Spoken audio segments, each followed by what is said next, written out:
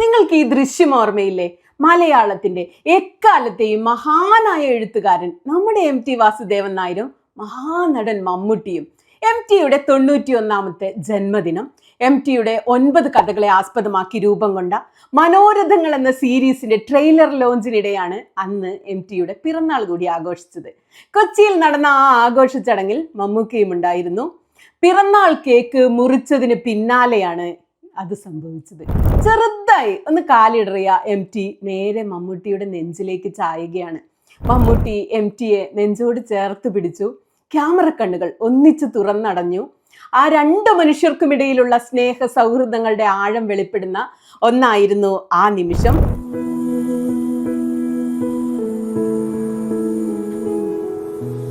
അങ്ങനെയൊന്നും ഇമോഷണൽ ആവാത്ത ഒരാളായിരുന്നു MT. ഗൗരവത്തിന്റെ മുഖംമൂടിക്കുള്ളിലായിരുന്നു എന്നും അദ്ദേഹം. ഒന്ന് ചിരിച്ചു കിട്ടാൻ എന്തൊരു പാടാണെന്നാണ് MTയുടെ ഫോട്ടോ എടുത്ത ക്യാമറാമാൻമാർ എല്ലായ്പ്പോഴും പറയാറുള്ളത്. കാമ്പുള്ള കാര്യങ്ങൾ മാത്രം പറഞ്ഞുകൊണ്ട്, കാമ്പുള്ളത് മാത്രം എഴുതിക്കൊണ്ട്, അത് മാത്രം പറഞ്ഞു നടന്ന MT ആരാധകരെ നിരാശപ്പെടുത്തുന്ന ഒരാൾ കൂടിയായിരുന്നേ. MT എന്ന് പറഞ്ഞ് നമ്മൾ ഓടിച്ചെന്നൊന്ന് കെട്ടിപ്പിടിക്കുകയോ ചിരിക്കുകയൊക്കെ ചെയ്താൽ പ്രതികരണം പലപ്പോഴും വളരെ തണുത്തതായിരിക്കും. ചിരിക്കാൻ പോലും പിശുക്ക് കാണിക്കുന്ന ആ മുഖം തെളിഞ്ഞു കാണണമെങ്കിൽ ആഴത്തിലുള്ള പരിചയം തന്നെ വേണം. MTയെ മാറ്റിമറിച്ചത് എന്താണ്? പ്രായമായിരുന്നു അല്ലേ? പ്രായം ചെല്ലും തോറും MT കൂടുതൽ ഇങ്ങനെ അയഞ്ഞു തുടങ്ങി. അടുത്തു വരുന്ന മനുഷ്യരെ പഴയതിലുമേറെ പരിഗണിക്കാൻ തുടങ്ങി, കുറച്ചൊക്കെ ചിരിക്കാൻ തുടങ്ങി. അതിനുമപ്പുറം തൻ്റെ കാലം കഴിയുകയാണെന്നൊരു തോന്നൽ, എഴുതാനുള്ളതൊന്നും എഴുതി തീർക്കാനാവില്ലല്ലോ എന്ന ആശങ്ക അദ്ദേഹത്തെ അലട്ടുന്നതായി നമുക്ക് തോന്നി തുടങ്ങി. അതിൻ്റെയൊക്കെ പ്രതിഫലനമായിരുന്നു 91ാമത്തെ വയസ്സിൽ കൊച്ചിയിലെ ആ ജന്മദിനാഘോഷത്തിൽ നാം കണ്ടത്. മമ്മൂട്ടിയോടുള്ള ഇഷ്ടവും കാലങ്ങളായുള്ള സൗഹൃദവും മാത്രമായിരുന്നില്ല കൊച്ചുകുട്ടിയെ പോലെ ആ നെഞ്ചിലേക്ക് ചായാൻ MTയെ പ്രേരിപ്പിച്ചത്. പ്രായം സൃഷ്ടിച്ച ക്ഷീണം, രോഗപീഠകൾ കാരണമുള്ള തകർച്ച, തളർച്ച ഒക്കെ MT മരിച്ചതിന് ശേഷം മമ്മൂട്ടി എഴുതിയ ഒരു ഫേസ്ബുക്ക് പേജിൽ മമ്മൂക്ക പറയുന്നത്, ആ അനുഭവത്തെ വിശേഷിപ്പിക്കുന്നത് എങ്ങനെയായിരുന്നു? എറണാകുളത്തെ ഒരു പ്രോഗ്രാമിനിടയിൽ കാലിടറിയ അദ്ദേഹത്തെ പിടിക്കാനാഞ്ഞ എൻ്റെ നെഞ്ചിൽ ചാഞ്ഞു നിന്നപ്പോൾ ആ മനുഷ്യന്റെ മകനാണ് ഞാനെന്ന് എനിക്ക് തോന്നി എന്നാണ് മമ്മൂക്ക എഴുതിയത്. പറഞ്ഞു വരുമ്പോൾ മമ്മൂക്കയും അതുപോലെയൊക്കെ തന്നെ ഒരാളാണ്. മമ്മൂട്ടി തന്നെ പലപ്പോഴും പറയാറുള്ളത് പോലെ അഹങ്കാരി, ക്ഷിപ്രകോപി, മുരടൻ എന്നൊക്കെയായിരുന്നു ഒരു കാലത്ത് അദ്ദേഹത്തെക്കുറിച്ചുള്ള ഒരു സംസാരം. സിനിമയിൽ മുങ്ങിപ്പൊങ്ങിയുള്ള ജീവിതത്തിനിടെ നിത്യജീവിതം കൈവിട്ടു പോകുന്ന വലിയ നടന്മാർക്കൊക്കെ സംഭവിച്ചിരുന്നത് പോലെ സ്വയം സൃഷ്ടിച്ച ഒരു തുരുത്തിലായിരുന്നു ഒരുപാട് കാലം അദ്ദേഹം ജീവിച്ചത്. സൂപ്പർ സ്റ്റാർ എന്ന പദവി നിലനിർത്താനുള്ള ബാധ്യത, കാലം ചെല്ലുന്തോറും മുന്നിലെത്തുന്ന മത്സരങ്ങൾ, നിന്നുതിരിയാൻ ഇടമില്ലാത്ത തിരക്കുകളൊക്കെ ചേർന്നാണ് മമ്മൂക്കയ്ക്കും ഇങ്ങനെയൊരു ഇമേജ് ഉണ്ടായത്. അടുത്തറിയാവുന്നവർക്ക് മുന്നിൽ മാത്രം ഹൃദയം തുറക്കുന്ന ഒരാളായി അദ്ദേഹം കാലങ്ങളോളം തുറന്നു പോന്നു. ഇങ്ങനെയൊക്കെയാണെങ്കിലും ആ മഹാനടനെ മലയാളികൾ എല്ലാ കാലത്തും അകമഴിഞ്ഞ് സ്നേഹിക്കുക തന്നെ ചെയ്തു. അദ്ദേഹത്തിന്റെ പ്രിയപ്പെട്ട ആരാധകരാകട്ടെ മമ്മൂക്ക എന്നൊരൊറ്റ ഓർമ്മയാൽ ആയുഷ്കാലത്തേക്കുള്ള സ്നേഹമാണ് അദ്ദേഹത്തിൽ ചൊരിഞ്ഞുകൊണ്ടിരുന്നത്. കോവിഡ് കാലം നമ്മളെ എല്ലാവരെയും പോലെ മമ്മൂക്കയെയും ബാധിച്ചിരുന്നു. ഒരേ സമയം പല സിനിമകളിൽ അഭിനയിച്ച് സെറ്റുകളിൽ നിന്ന് സെറ്റുകളിലേക്ക് ഓടിയ അദ്ദേഹം സിനിമാ ചിത്രീകരണങ്ങൾ നിലച്ചതോടെ നമ്മളെ എല്ലാവരെയും പോലെ തന്നെ വീട്ടിൽ കുടുങ്ങിപ്പോയി. ഒരുപക്ഷെ എത്രയോ വർഷങ്ങൾക്ക് ശേഷമായിരിക്കണം മമ്മൂക്കയ്ക്ക് അത്രയും ഒരു ഫ്രീ ടൈം കിട്ടിയിരിക്കുക അല്ലെ ജീവിതത്തിൽ.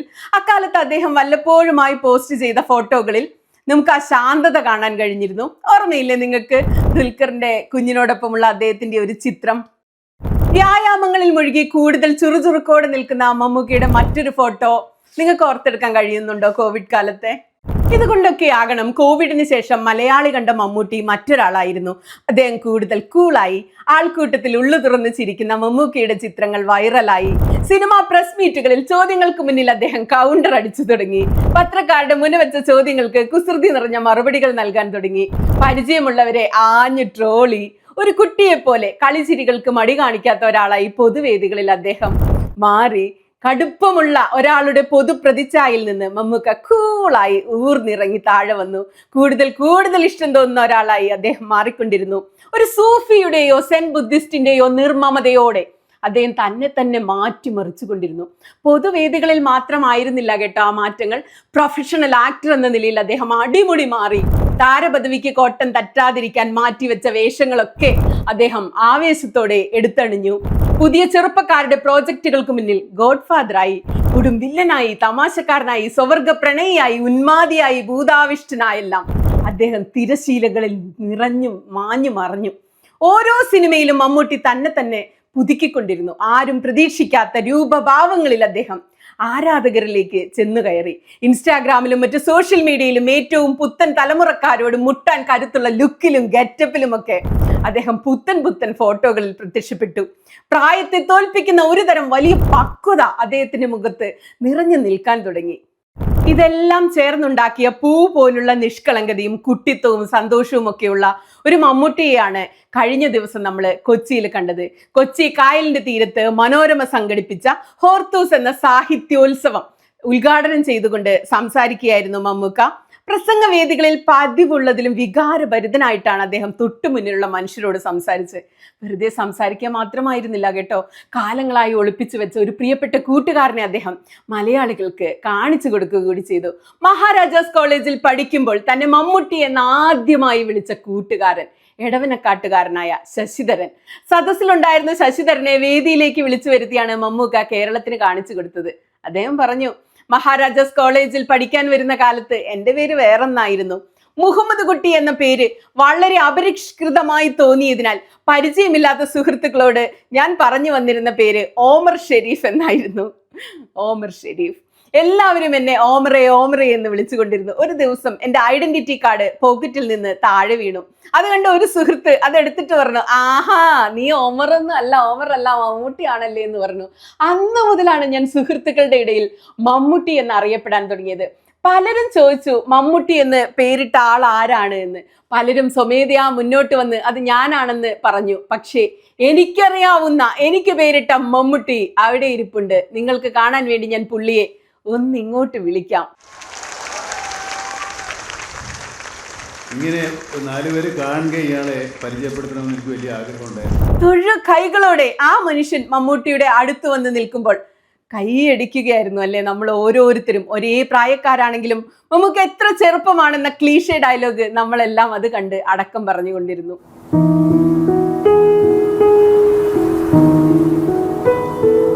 ഇത് മാത്രമായിരുന്നില്ല, മഹാരാജാസിനെ കുറിച്ചും അവിടുത്തെ അധ്യാപകരെ കുറിച്ചും എല്ലാം പറയുമ്പോൾ മമ്മൂക്ക ആകെ ഇമോഷണൽ ആവുന്നത് നാം കണ്ടു.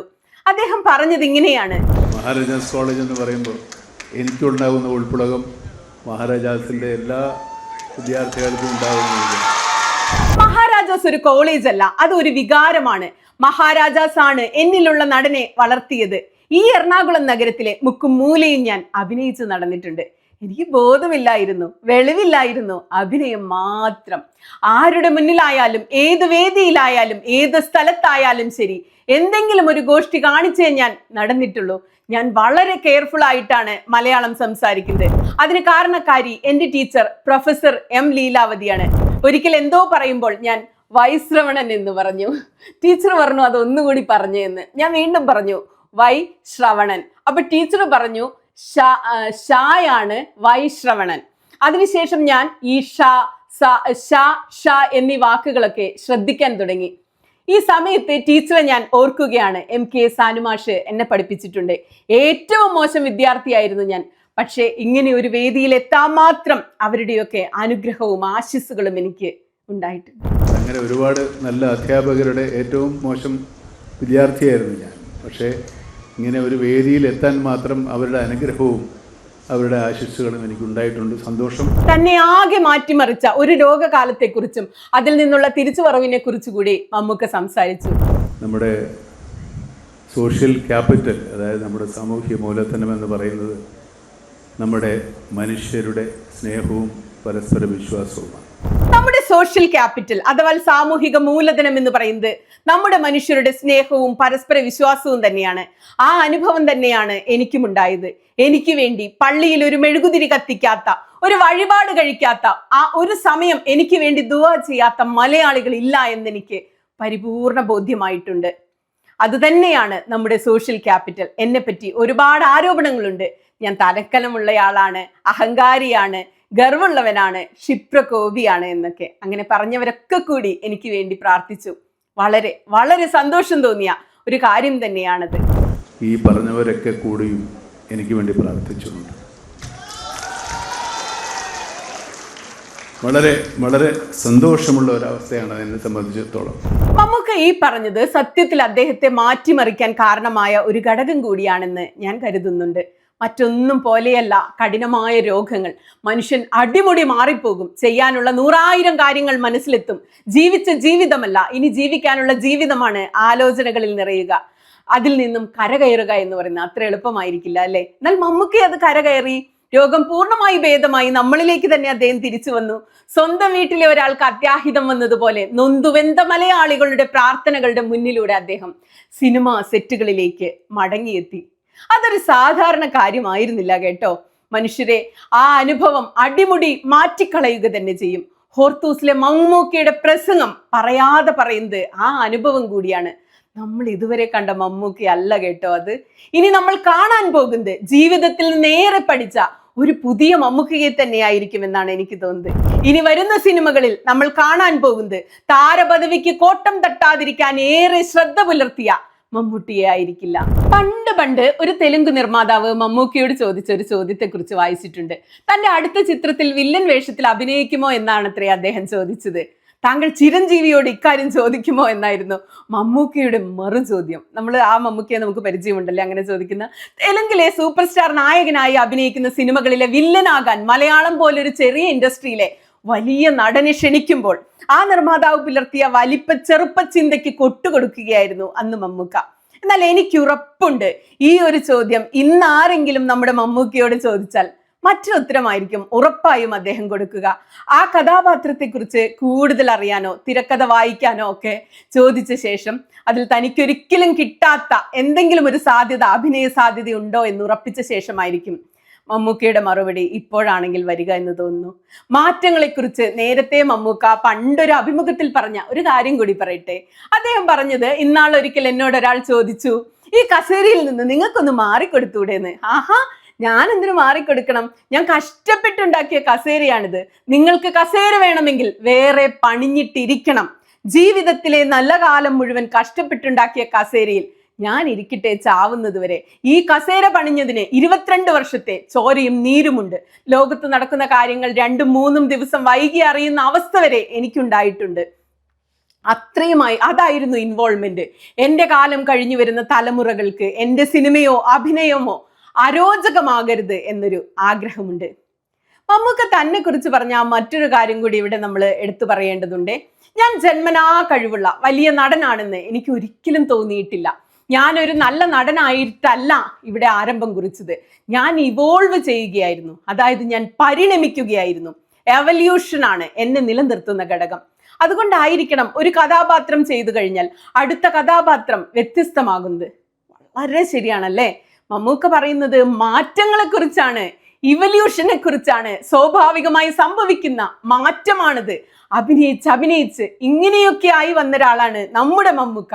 ജീവിച്ചാണ് അദ്ദേഹം ഇപ്പോഴുള്ള ഈ മമ്മൂക്കയായി മാറിയത്. ആ ആൾക്ക് ഇനിയും ഒരുപാട് മാറ്റങ്ങൾ ഇവിടെ ഉണ്ടാക്കാൻ കഴിയും. ഒരുപാട് കഥാപാത്രങ്ങൾക്ക് ജീവൻ കൊടുക്കാൻ കഴിയും. മലയാള സിനിമയെ ഇന്നുള്ള അവസ്ഥയിൽ നിന്നും ഇനിയുമേറെ ഗുണപരമായി വളർത്താൻ കഴിയും. ചുറ്റുപാടുമുള്ള ഒരുപാട് പ്രതിഭകൾക്ക് തണലേകാൻ അദ്ദേഹത്തിന് കഴിയും. മമ്മൂട്ടിയും മമ്മൂട്ടി കമ്പനി എന്ന പ്രൊഡക്ഷൻ ഹൗസും എല്ലാം കൂടി ചേർന്ന് ഇപ്പോൾ ചെയ്തുകൊണ്ടിരിക്കുന്നത് അതാണെന്ന് വിശ്വസിക്കാനാണ് എനിക്കിഷ്ടം.